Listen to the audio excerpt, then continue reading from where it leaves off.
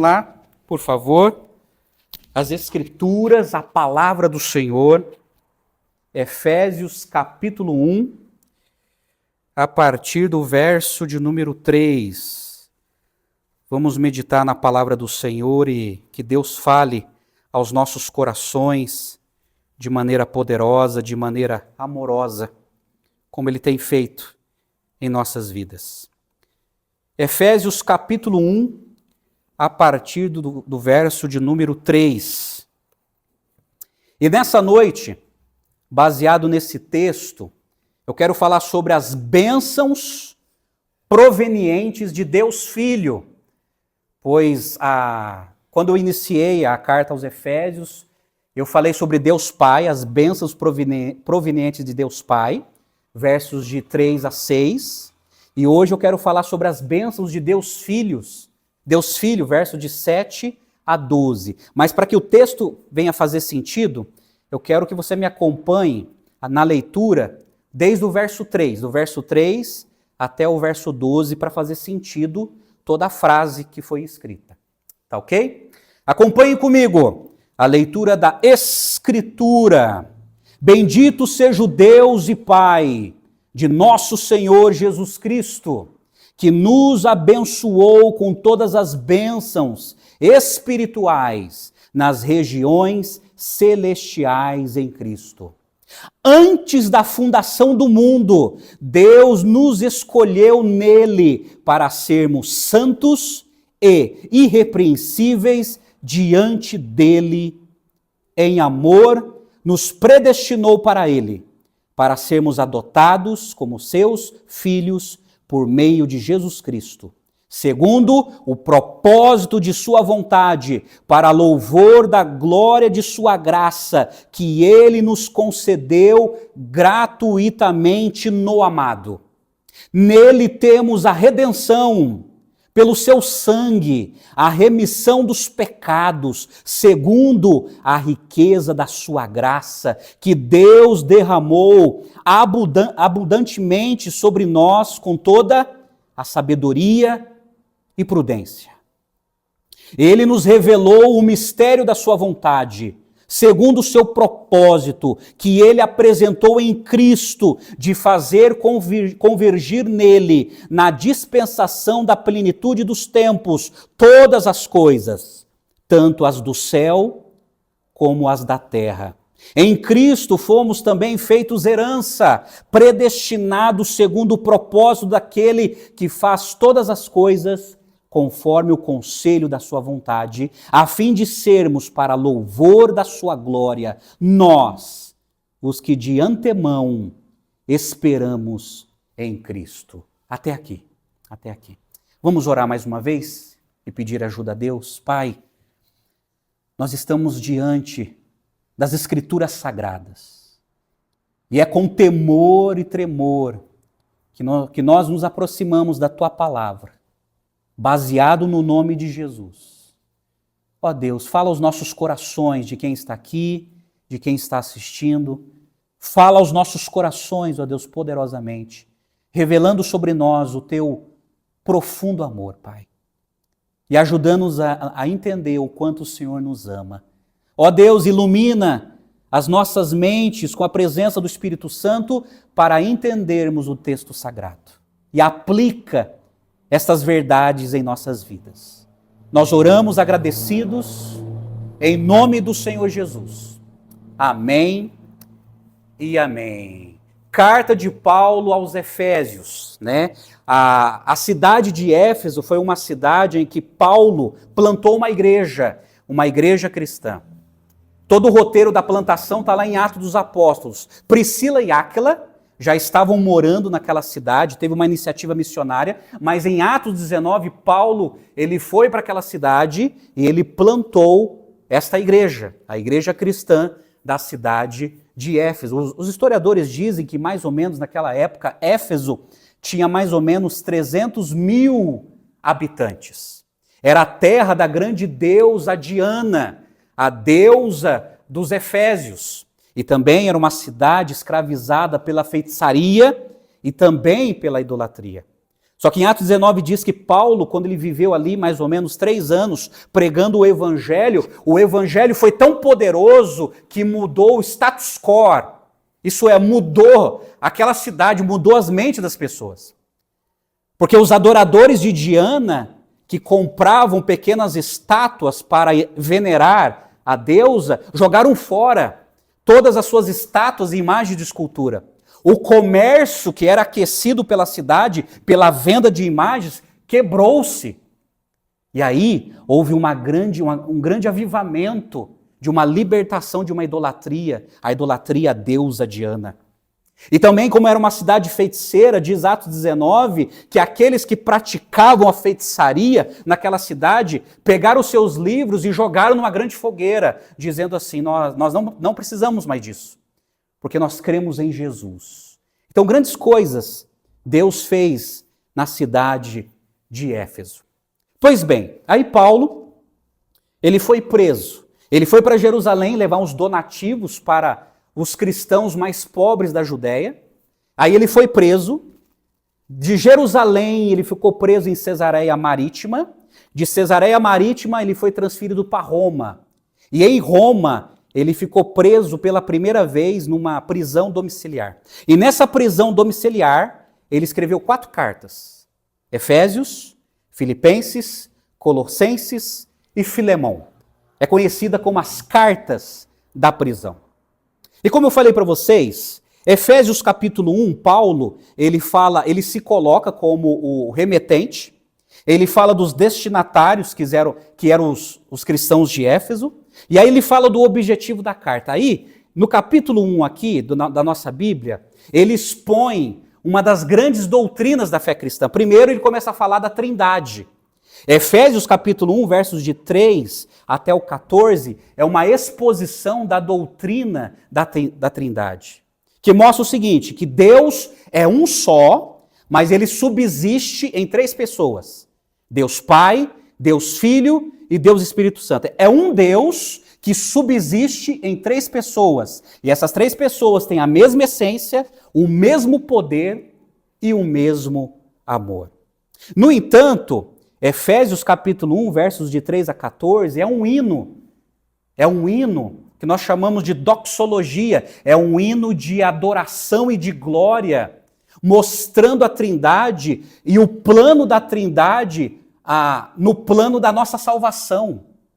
E aí eu compartilhei com vocês que do versos de 3 a 6, eu falei sobre as bênçãos de Deus Pai. Que Deus Pai, primeiro, a primeira bênção que nós recebemos, a bênção gloriosa, que Deus Pai nos elegeu antes da fundação do mundo. Ele nos escolheu antes da fundação do mundo. A segunda bênção foi que Deus nos adotou por meio de Jesus Cristo. Nos adotou como filhos para fazer parte da família de Deus. E terceiro, Deus nos aceitou. Através do sacrifício de Jesus, nós nos tornamos agradáveis aos olhos de Deus por causa dos méritos de Cristo. E então, quando se fala de Deus Pai, nós exploramos aqui uma doutrina muito ignorada nas igrejas e pouco ensinada, mas que é bíblica. Eu falei sobre a doutrina da eleição. O que é a doutrina da eleição? A doutrina da eleição advoga o seguinte, que Deus nos escolheu antes da fundação do mundo, que diante de uma massa falida de pessoas, Deus escolheu um povo para viver com Ele, para andar com Ele. Mas eu deixei bem claro que essa escolha divina, esse decreto divino, essa escolha que Deus fez é baseado em critérios que não nos foi revelado. Só sabemos o seguinte, que Deus nos escolheu para louvor de sua glória, como está no texto, ou que Deus nos predestinou para si, para viver com Ele. Então Deus, Ele nos escolheu não vendo méritos em nós. Deixa eu explicar uma coisa para vocês, porque infelizmente existe uma teologia que me foi ensinada que é muito equivocada, que não é bíblica, ou é uma distorção. Muitos dizem assim, não, Deus nos escolheu porque na sua presciência Ele previu lá no futuro que nós o escolheríamos. E baseado na nossa escolha, baseado no exercício do livre-arbítrio, Deus viu lá no futuro que o Rodrigo iria aceitá-lo, que iria escolhê-lo, e através do mérito do Rodrigo, Deus resolveu, olha, eu vou te escolher, porque eu estou vendo lá no futuro que você está me escolhendo. Não, está errado. É uma doutrina equivocada, que nos foi ensinada. A doutrina bíblica da eleição é o seguinte, é Deus que escolhe, não é o ser humano que o escolhe. É Deus que escolheu os seus, é Deus que escolheu para si um povo, baseado em critérios que não nos foi revelado. Deus, no exercício da sua soberania, no exercício da sua liberdade e baseado no seu amor, Ele decretou e Ele escolheu um povo para viver com Ele. É isso que a Bíblia ensina. Mas pastor, eu não entendo, parece que Deus é injusto. Como que diante de uma massa falida, Deus vai escolher só um povo, só alguns? Eu não sei. Não me pergunte, eu não sei. Eu só sei que essa doutrina me coloca de joelhos e diz assim, Deus, obrigado. Porque se o Senhor me escolheu, não é porque eu mereço, é por causa do teu amor, do teu amor. Agora Deus, Ele escolheu pessoas para viver para si. Mas deixa eu te explicar. Quando Deus escolheu entre a massa falida, alguns ou um povo para viver para si, Deus não escolheu para si porque Ele tem carência afetiva. Ou porque Ele tem dependência emocional. Ele dependia de criar uma criatura para poder demonstrar o amor e viver em afetividade. Não, Deus não tem esse problema. É Deus que quis trazer um povo, arrastar um povo, escolher um povo para viver com Ele e para que esse povo fosse abençoado por Ele. Entretanto, a doutrina da eleição fala da escolha divina. Deus escolheu. A predestinação, a doutrina da predestinação significa que Deus, Ele já encaminhou o destino destes que Ele escolheu. Então, eleição, escolha divina. Deus escolheu por critérios que nós não sabemos, mas Ele escolheu. E aí tem a doutrina da predestinação. Esses que Deus escolheu, Deus Ele já decretou, Ele já encaminhou o destino dessas pessoas. Então, isso que significa a doutrina da eleição, a doutrina da predestinação, é uma doutrina profunda, e eu confesso para você que muitas vezes ela foge da nossa racionalidade. É difícil até de explicar, mas ela é bíblica. Ela está na Bíblia. Pois bem, estas foram as bênçãos celestiais que Deus nos deu. Deus nos escolheu, Deus nos adotou e Deus nos aceitou. Agora, gente, no verso de 7 a 12, eu quero chamar a sua atenção. É aqui que fala das bênçãos provenientes de Deus Filho. De Deus Filho. Todas as bênçãos que recebemos do Pai, recebemos em Cristo. Lembre-se, os méritos não são nossos, é de Cristo. Somos abençoados nele. Paulo destaca 4 bênçãos celestiais provenientes de Jesus Cristo. Agora eu quero mostrar para vocês o quanto nós somos abençoados, tanto por Deus Pai como por Deus Filho. 4 bênçãos celestiais que Jesus conquistou para nós e oferece para nós. Agora, sabe o que é interessante? Aqui a atenção ela é desviada do céu e agora é voltada para a terra. Porque antes estava falando de Deus Pai, que lá na eternidade, antes de ter criado o mundo, Ele já tinha decretado e escolhido os seus. Mas agora na terra, Ele vai falar da atuação de Deus Filho, alcançando essas pessoas. Então o olhar é desviado do céu para a terra, do passado para o presente. Da eternidade passada para o presente, como Jesus está alcançando essas pessoas. E, em certo sentido, é um presente do Pai para o Filho, Jesus Cristo. Pois bem, eu quero te apresentar a primeira bênção celestial que Deus Filho veio nos dar. Primeiro, Jesus nos redimiu. Olha o verso 7 na sua Bíblia, mantenha aberta, por favor. O verso 7, na parte A, diz assim: nele temos a redenção pelo seu sangue. Até aqui. Essa é a primeira bênção. Jesus nos redimiu. E deixa eu explicar para você, porque aqui Paulo, de novo, ele está usando alguns conceitos, algumas palavras que eram conceitos na época dele, no século I. A palavra redimir era uma palavra usada para o resgate de um prisioneiro de guerra ou um escravo. Então a palavra redimir era uma palavra usada, ou a palavra redenção, era uma palavra empregada para comprar ou para resgatar prisioneiros de guerra ou escravos naquela época. Essa palavra também, ela era usada para libertar uma pessoa que estava sob pena de morte. Então, no meio jurídico daquela época, tinha como resgatar aquela pessoa, comprar aquela pessoa para não ser executada numa pena de morte. E essa palavra também, redenção, ela foi usada como libertação divina dos filhos de Israel quando foram libertos da escravidão do Egito. Então essa é a palavra redenção. Guarda esse conceito. Jesus, ele veio nos redimir com a sua redenção. Ele veio nos comprar. Nos comprar. Interessante que essa palavra redimir, no grego, significa comprar e deixar livre mediante um pagamento. Comprar e deixar livre mediante pagamento de um preço. Esse é o significado gramatical da palavra redimir. Então essa é a ideia. A ideia fundamental de redenção é tornar livre uma coisa ou uma pessoa que passa a se tornar a propriedade de alguém. Então isto que acontecia nas transações comerciais na época de Paulo, era isso que acontecia. Quando uma pessoa tinha muito dinheiro, ele podia comprar, resgatar um prisioneiro de guerra e trazer para si. Ele poderia comprar um escravo e trazer para si. Ele poderia comprar uma pessoa que estava sob pena de morte e trazer para si. Aí Paulo, ele está pegando esse conceito da época e ele está empregando em Jesus. Que Jesus, ele veio ao mundo para nos redimir, para nos comprar, para nos resgatar da prisão ou da pena de morte ou da escravidão. É isso que Paulo quer dizer, que Jesus veio nos resgatar. E ele usa essa palavra porque naquela época, amados, o Império Romano tinha cerca de 60 milhões de escravos. Naquela época. E eles eram geralmente vendidos como uma peça de mobília. Eles eram vendidos como se fosse uma máquina de produção.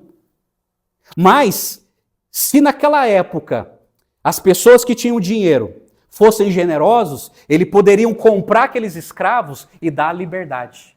Fala, eu estou te comprando, mas eu não quero escravizar você, eu quero colocar você em liberdade. Volta para sua família, volta para sua terra. Os mais generosos e nobres faziam isso. Mas daí Paulo, ele está dizendo o seguinte, Jesus, ele veio nos redimir. Jesus, ele veio nos comprar. O que significa? O preço da nossa redenção foi o seu sangue. Jesus não nos comprou por dinheiro, nem por ouro, por prata, por diamantes. O que custou a nossa liberdade foi o sangue de Jesus. Deus Filho veio a este mundo. Deus Filho se encarnou para morrer, para ser sacrificado, para derramar o seu sangue para comprar a nossa liberdade. É isso que Paulo ele está aqui dizendo. Isso quer dizer que Jesus morreu por nós, ele nos redimiu para nos livrar da penalidade da lei de Moisés. A Bíblia diz que por causa da nossa incapacidade, todos nós estávamos culpados diante da lei de Deus. Porque a Bíblia diz que só um veio ao mundo e cumpriu a lei de maneira perfeita, Jesus. E Jesus cumpriu a lei de maneira perfeita em nosso lugar. Enquanto toda a raça humana nunca teve capacidade perfeita em obedecer à lei de Deus.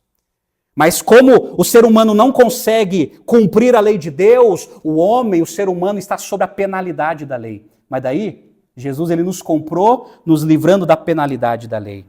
Isso significa, olha que interessante, que Jesus ele nos livrou da escravidão do pecado. Amados, é isso que Jesus veio fazer. Ele veio nos livrar da escravidão do pecado. Não somos mais escravos do pecado. Porque Cristo nos comprou e custou o seu sangue. Não tem como cristão continuar na escravidão do pecado. Agora deixa eu explicar uma coisa para você. Quando Cristo morreu por nós, ele nos deu uma bênção chamada justificação.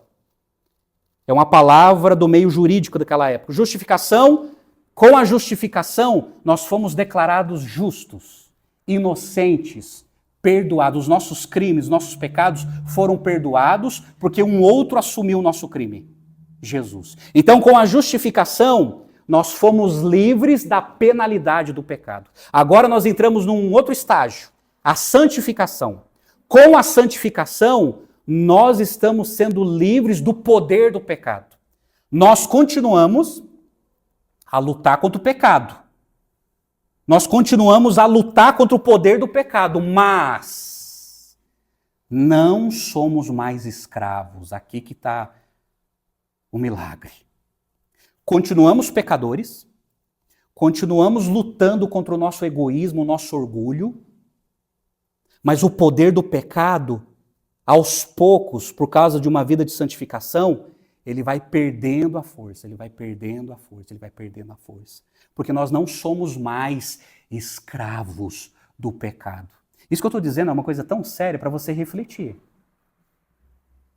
Porque eu pergunto para você, qual é o pecado que continua te escravizando? Opa, sinal amarelo. Atenção. Porque Cristo nos livrou da escravidão do pecado. Ele nos livrou. Lembra do conceito? Ele nos livrou como escravos, como presos. Ele nos deu a liberdade, ele nos comprou e nos deu a liberdade. Mas Cristo, ele nos livrou da escravidão do pecado, ele nos livrou da escravidão deste mundo separado de Deus, e ele nos livrou do poder de Satanás. Colossenses capítulo 1, verso 13 fala sobre isso. Ele nos livrou, ele nos comprou com seu sangue e ele nos deu a liberdade. Somos livres. Então, na santificação, nós estamos sendo livres do poder do pecado. Mas um dia, quando Jesus voltar, nós receberemos o terceiro estágio da nossa salvação, a glorificação. Com a glorificação, Jesus nos livrará de vez da presença do pecado. Não conheceremos mais o pecado. Deu para entender? Então essas são as bênçãos de Jesus. Jesus nos redimiu, ele nos comprou e nos deu a liberdade. Olha só como você é abençoado, olha só o que Jesus fez por você. Ele redimiu você, ele comprou você com o próprio sangue dele. E te deu a liberdade. Você é livre. Você não é escravo do seu pecado. Você não é escravo da lei, você não é escravo desse mundo autônomo e separado de Deus, você não é escravo do diabo, porque a sua liberdade teve um alto custo, o sangue de Jesus. Essa é a primeira bênção que Jesus veio nos dar. Segunda bênção, a segunda bênção celestial que Deus Filho veio nos dar é que Jesus Cristo nos perdoou. Olha o verso 7, ele continua assim, quando ele fala lá, a redenção pelo seu sangue, a remissão dos pecados, segundo a riqueza da sua graça. Da sua graça. Aí é interessante que a palavra que Paulo usa aqui para remissão é uma outra palavra muito importante. A palavra remissão, no Novo Testamento grego, é remoção. Então Jesus, ele removeu das nossas almas alguma coisa. E a palavra perdoar, o verbo perdoar quer dizer levar embora. Cristo morreu para levar os nossos pecados embora, a fim de que nunca mais sejam vistos. Não há qualquer acusação registrada contra nós, pois nossos pecados foram levados embora. Deu para entender? A redenção diz que Jesus nos comprou, e com o sangue dele, para nos dar liberdade. A remissão foi que Jesus removeu. Ele removeu de nós, primeiro, o pecado original. O pecado que nós herdamos de Adão e Eva. Quando Adão e Eva pecou, o pecado deles contaminaram toda a raça humana. Por isso que o rei Davi diz em Salmo 51:5 que nós nascemos em pecado. Nós nascemos com o DNA do pecado. Nós nascemos com a mancha do pecado na nossa alma por causa de Adão e Eva. Então ele removeu esse pecado original que criou um abismo entre o ser humano e Deus. E ele removeu isso. Mas além de ele remover, ele nos perdoou. E a palavra perdão significa levar embora. Jesus levou embora. Ele levou embora, gente, os nossos pecados. Ele levou embora os nossos pecados. Isso é tão lindo que no livro do profeta Miqueias, capítulo 7, verso 19, fala algo tão lindo, diz que Deus pegou os nossos pecados e jogou nas profundezas do mar. E uma outra passagem diz assim que Deus não lembrará mais dos nossos pecados. Porque Deus sofre de amnésia? Não. Porque Deus ele não joga na nossa cara um pecado que o filho dele teve que pagar. Custou o sangue do filho dele. Então, foi levado embora os nossos pecados. Lembra daqueles pecados que nos escravizavam e que nos separavam de Deus? Foi por esses pecados que Jesus removeu, que ele levou embora. E aí nós fomos perdoados. O nosso perdão é baseado no sacrifício expiatório de Cristo. Quando Cristo morreu na cruz, nós fomos perdoados. O perdão de Cristo é completo, amados. O perdão de Cristo é completo. Ele morreu para remover a nossa culpa do nosso pecado. Ele é o Cordeiro de Deus que tira o pecado do mundo. Como disse João Batista, agora nenhuma acusação pode prosperar contra nós, porque Cristo rasgou o escrito de dívida que era contra nós. Colossenses 2,14. Ele perdoou-nos e dos nossos pecados jamais se lembra. O perdão de Cristo é imerecido, nós não merecemos. Ninguém aqui merece o perdão de Cristo, muito menos eu. O perdão de Cristo é imerecido, o perdão de Cristo é imediato, porque ele morreu na cruz e diz a Bíblia que se nós cremos em Cristo e no sacrifício dele, imediatamente nós somos perdoados. E o perdão de Cristo é completo. Você precisa entender isso. O perdão de Cristo é completo. Deixa eu te falar uma coisa. No mundo existem duas religiões, representadas em seus dogmas. A religião da graça e a religião do mérito, das boas obras. Quem não acredita no perdão completo de Jesus, vive na religião das obras. Porque a pessoa, ela tem que fazer algo para se salvar, para ser perdoado. Esse é o problema do mecanismo da religião. Todo dogma religioso que não entendeu a doutrina da graça, que não entendeu que Jesus nos perdoou de maneira completa, vive numa loucura, porque precisa cumprir rituais religiosos para receber o perdão de Deus, para receber uma graça de Deus. A pessoa ela tem que se salvar, esse é o problema. Jesus morreu na cruz, mas não foi suficiente. Eu preciso praticar minha religião para me salvar a vida inteira. Então eu preciso passar a vida inteira praticando a minha religião, os meus dogmas, os meus rituais, porque eu fazendo isso, eu estou cooperando para a minha salvação. Errado, a Bíblia nunca ensinou isso. A Bíblia diz que a morte de Cristo na cruz já garantiu total perdão sobre as nossas vidas. Eu não preciso praticar obras religiosas para receber uma graça ou para receber perdão ou absolvição dos meus pecados, porque Cristo já morreu na cruz e nos perdoou completamente. Se Ele morreu e nos perdoou completamente, não sobra nada para a gente. Não sobra nada para fazermos, porque Ele fez tudo. Ele fez tudo aquilo que nós não conseguimos fazer. Essa é a religião da graça. É aqueles que confiam só em Jesus. Olha, eu fui perdoado, não é porque eu mereço, não. Eu mereci o inferno. Mas eu fui perdoado porque o perdão de Jesus é completo. E o perdão de Jesus é tão completo, o sacrifício de Jesus é tão completo, que o sacrifício de Jesus, ele corresponde aos 3 verbos da nossa vida. Jesus, ele morreu pelos nossos pecados do passado, do presente e do futuro. Porque se fosse só do passado, do presente, gente, era incompleto. Mas a morte de Cristo na cruz, nos perdoando, foi contemplando passado, presente e futuro. Por isso que o perdão de Jesus é completo. Amém? Está entendendo? Estas são as bênçãos gloriosas que Deus Filho veio nos dar aos eleitos de Deus, os escolhidos de Deus. Porque existe uma pergunta, né? Pastor, se eu fui escolhido por Deus lá na eternidade, antes de eu ter nascido, então por que eu precisei de ser redimido por Jesus?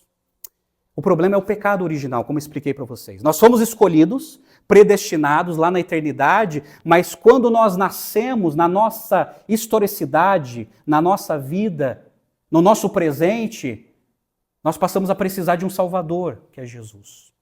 Mas daí Deus, ele estabeleceu esse plano lá na eternidade e Jesus, ele veio executar esse plano no nosso presente, resgatando aqueles que Deus elegeu lá na eternidade.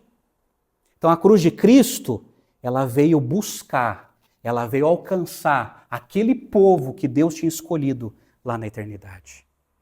Então todos nós nascemos com pecado, pecadores.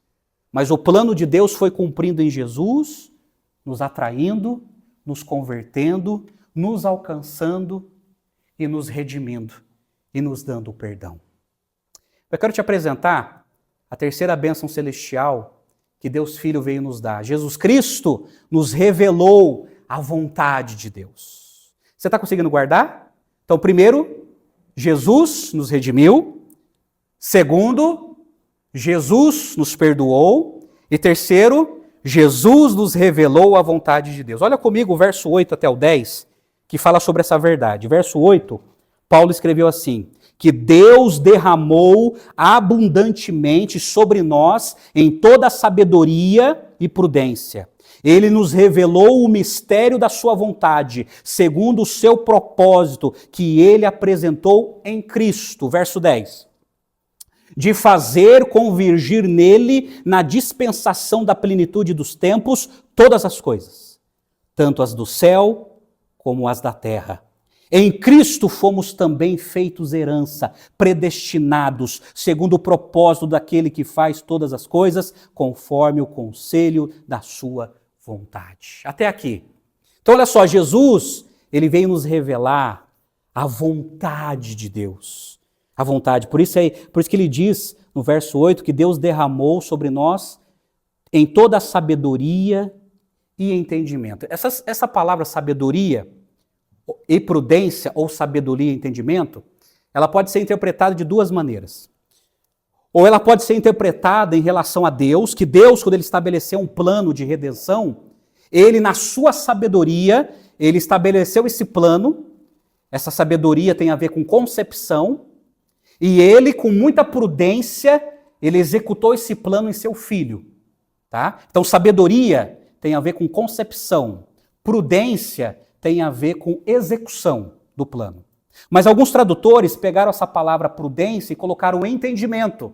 Porque alguns intérpretes entendem que foi Deus que nos deu essa sabedoria e esse entendimento para entender o sacrifício de Jesus por nós e o plano de Deus. Tá ok? Então são duas possibilidades de interpretação.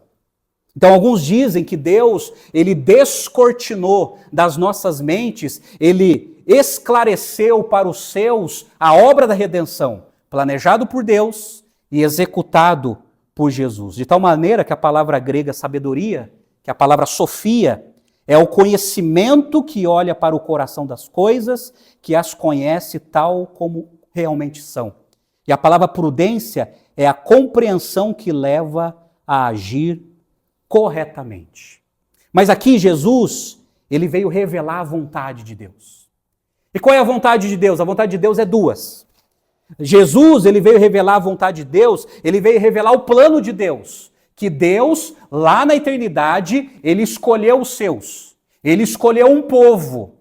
E essa vontade, que outrora era um mistério no Antigo Testamento, porque não tinha uma amplitude de explicação, agora está sendo contemplado por Jesus. Jesus está mostrando o seguinte, gente, Deus me enviou para resgatar aqueles que Deus escolheu. Então Jesus está descortinando, ele está revelando, ele está mostrando para as pessoas que Jesus veio buscar aqueles que Deus escolheu. Esse é a grande revelação. Mas o segundo desdobramento dessa revelação, que esse povo é constituído de judeus cristãos, Judeus que se converteram à fé cristã, é bom dizer isso, e cristãos gentios. Quem são os gentios? São os estrangeiros. São aqueles que não são judeus. Então é isso que Paulo está falando. Olha, Jesus veio revelar a vontade de Deus. Jesus, ele veio revelar o plano de Deus, que Deus veio nos alcançar através de Jesus. Mas esse povo, que é um grande povo, é constituído de judeus e gentios. Esses judeus são aqueles que se converteram à fé cristã, como Paulo, Pedro, Tiago, João. E os gentios somos nós, os estrangeiros, aqueles que não são judeus, aqueles que não vieram da tradição de Israel, os gentios. E Jesus está mostrando, Deus veio alcançar também os gentios. Aí ele mostra um outro plano, porque diz aí, o verso de número 9, olha comigo, ele nos revelou o mistério da sua vontade, segundo o seu propósito, que ele apresentou em Cristo, de fazer convergir nele a dispensação da plenitude dos tempos, todas as coisas, tanto as do céu como as da terra. Deixa eu chamar essa atenção, convergir.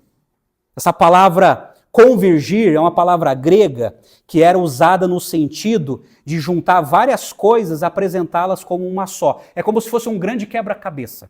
Já montou quebra-cabeça?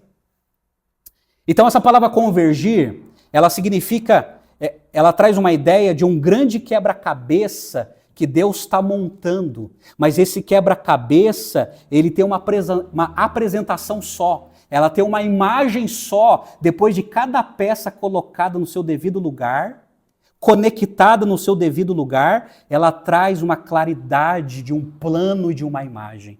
É isso que Paulo está dizendo, que em Jesus vai convergir, vai montar todas as coisas. Todas as coisas. De tal maneira, gente, que essa palavra convergir no grego, ela é uma palavra, são 3 palavras no grego, são palavras compridas. São as palavras mais compridas do Novo Testamento. Literalmente significa assim, trazer tudo junto debaixo de uma cabeça. É assim que está no grego. Trazer tudo junto debaixo de uma cabeça. O que a palavra convergir quer dizer no grego? Que tudo estará debaixo de um cabeça. E esse cabeça é Jesus Cristo. O que Paulo quer dizer com essa palavra convergir, ou como está em algumas traduções, a palavra congregar? Significa que Deus, ele vai congregar, ele vai convergir todos os cristãos vivos e os cristãos mortos, a igreja na terra e a igreja no céu, um dia estará diante de Jesus. Porque a igreja na terra, a igreja no céu, são os escolhidos de Deus, que foram escolhidos na eternidade. Então um dia todos esses vão congregar e vai estar diante de Jesus, o nosso mestre, o nosso Salvador. Mas convergir também está se referindo à renovação cósmica. Deixa eu te explicar uma coisa. Romanos 8 diz que a terra, a natureza está gemendo de dores por causa do pecado. O pecado entrou no mundo, ele desestruturou a vida do ser humano, mas ele desestruturou também a natureza. E a Bíblia diz que a natureza um dia vai ser renovada. Apocalipse 21 diz que o povo de Deus vai habitar em novos céus e uma nova terra. Mas para que se transforme em novos céus, uma nova terra, essa terra está gemendo e vai ser destruída. Mas um dia será novos céus, uma nova terra e Jesus vai reinar. E todas as coisas vai convergir em Jesus. Você está entendendo? É isso que Paulo está dizendo. E tudo isso vai convergir na plenitude dos tempos.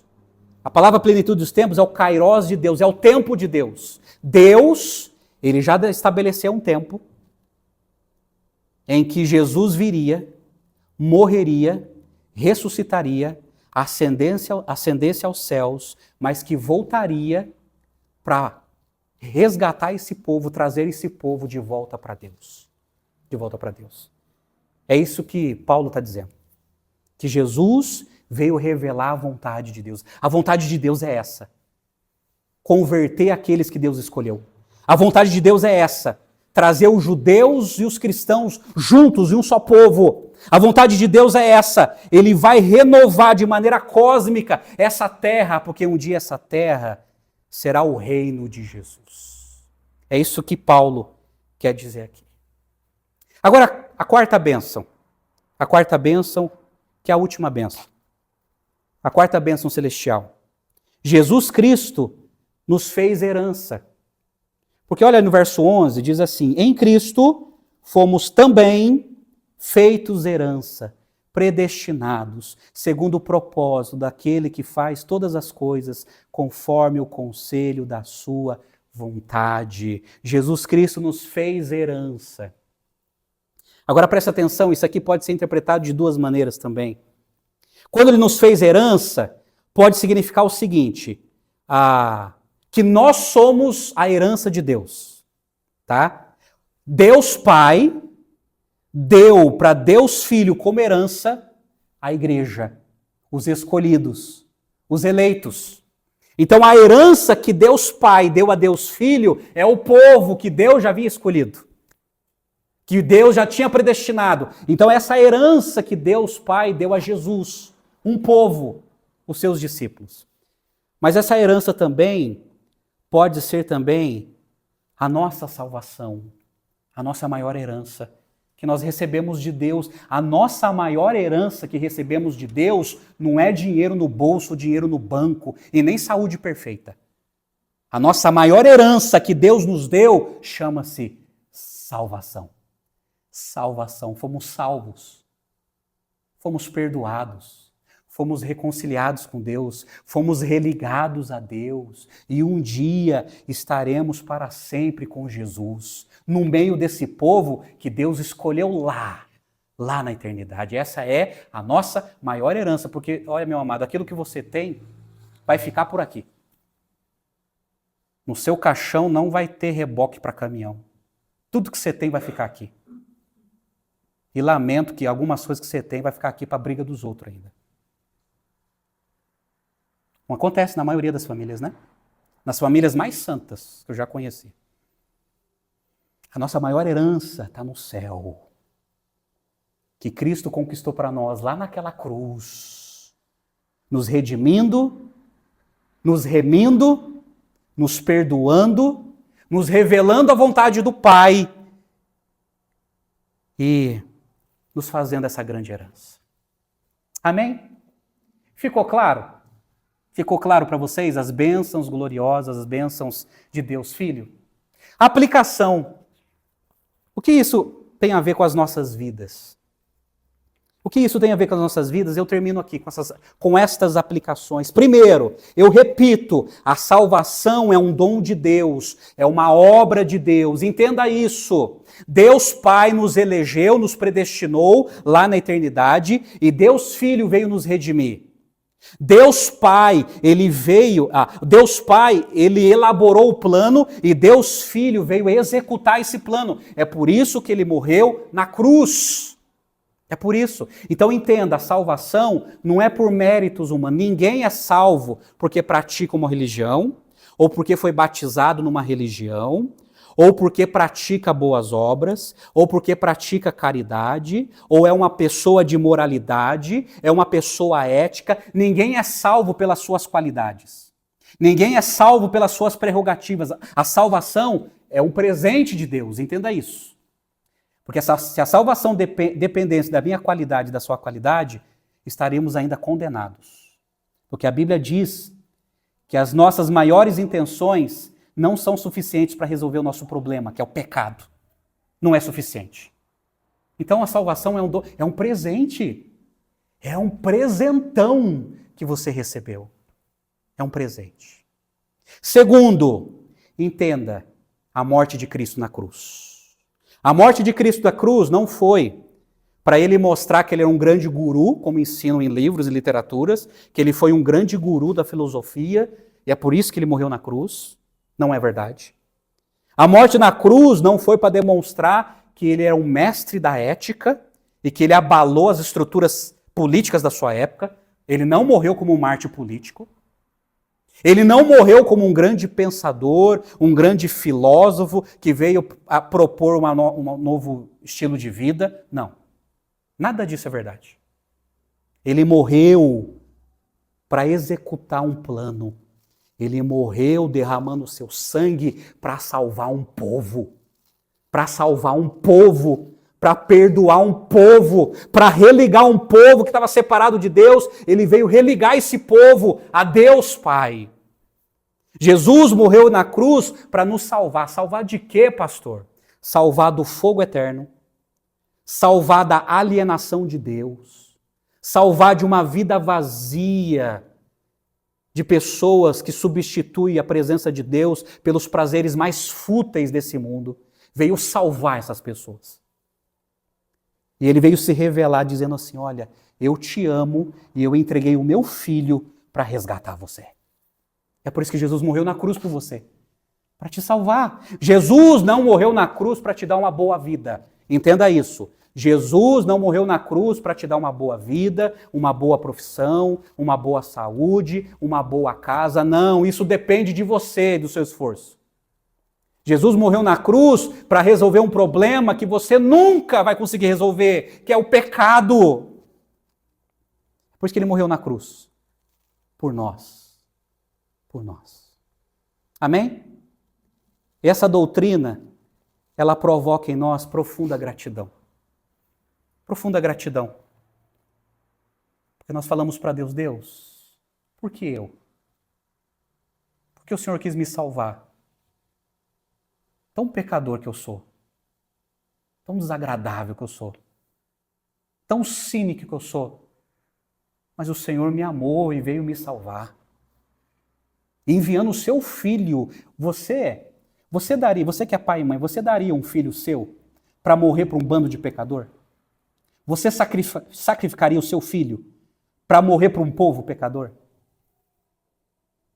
Você que é pai e mãe, você faria isso? Você daria a sua filha, o seu filho, para ser torturado numa cruz, para morrer como representante de um povo? Eu sei que você não faria isso. Eu sei que você tem juízo. Mas Deus fez. Para resgatar os seus, para trazer para perto os seus filhos.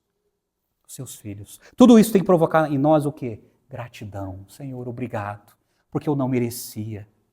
Mas o Senhor me escolheu e me perdoou através do sacrifício de Jesus. Através do sacrifício de Jesus. O Senhor me perdoou e me trouxe de volta aos teus braços. Amém, gente? Esse é o plano da redenção. Aí um outro domingo a gente vai falar sobre Deus e Espírito Santo, como o Espírito Santo nos convence disso. Nos convence. Mas olha só, eu quero orar por você. Eu quero orar com você. Talvez você nunca ouviu essa doutrina, pastor, é novidade, eu nunca ouvi sobre isso. Nunca ouvi sobre isso. Mas é isso que a Bíblia ensina. Deus nos escolheu e Jesus veio nos redimir. Agora olha só, para que isso seja efetivado em nós, a Bíblia fala que nós temos que nos arrepender dos nossos pecados. E aqueles que são escolhidos, de fato, se arrependem. Arrependimento é um novo pensamento. É quando isso é descortinado, é revelado. Opa, agora eu estou entendendo porque Jesus morreu por mim. Antes eu não entendia, mas agora eu estou entendendo, isso é obra de Deus. Aí isso provoca em nós arrependimento, mudança de pensamento, mudança de sentimento e mudança de comportamento. A gente passa a seguir a Jesus. E aí Deus coloca na gente uma palavra chamada fé. Outra palavra muito chamuscada e não entendida. Porque tem muita gente que tem fé na sua própria fé. Tem gente que fala assim, pastor, eu tenho uma fé. Mas sabe o que é fé? Fé é deixar de confiar em si e confiar naquilo que fizeram por nós. A pergunta é, o que fizeram por nós? Deus enviou o seu Filho para morrer por nós. Isso é fé. Fé não é em si, nas suas qualidades ou na sua religiosidade. Fé é no outro, é naquilo que fizeram por nós. Isso é fé verdadeira. Esta é a fé que a Bíblia ensina. E Deus, Ele coloca essa fé no nosso coração. Abrindo os nossos olhos para seguir a Jesus. A pergunta é, você quer seguir a Jesus? Você quer hoje abandonar os seus pecados, porque você entendeu que você não é mais escravo, porque Jesus te comprou e te colocou em liberdade. Você quer hoje abandonar os seus pecados? Você quer hoje seguir a Jesus? amá-lo, honrá-lo, viver para a glória dele. Eu quero convidar você a tomar essa decisão hoje, diante dessa doutrina e diante desse convite. Feche seus olhos, vamos orar, vamos falar com Deus. Pai, nós nos dobramos diante da Tua palavra. A Tua palavra nos confronta, mas também nos ilumina. Ó Deus, obrigado por ter enviado o Teu Filho ao mundo para nos redimir, para nos perdoar, para nos revelar a Tua vontade e para nos fazer herança de tanta riqueza que não merecemos. Obrigado, Senhor. Te agradecemos de todo o nosso coração. E Pai, traga de volta, fala aos corações daqueles que o Senhor escolheu. Porque aqueles que o Senhor escolheu, com certeza seguirão a Jesus. Então fala, Senhor, a cada coração de cada um aqui que ouviu essa palavra e de todos aqueles que vão assistir essa pregação. Traga-os, ó Deus, para a salvação. Perdoa os seus pecados e conduza-os, ó Deus, à vida eterna. Nós te louvamos e te agradecemos com humildade, Pai. Te agradecemos por tão grande salvação. E assim fazemos em nome do Senhor Jesus. Amém e amém, Senhor. Amém, meus amados?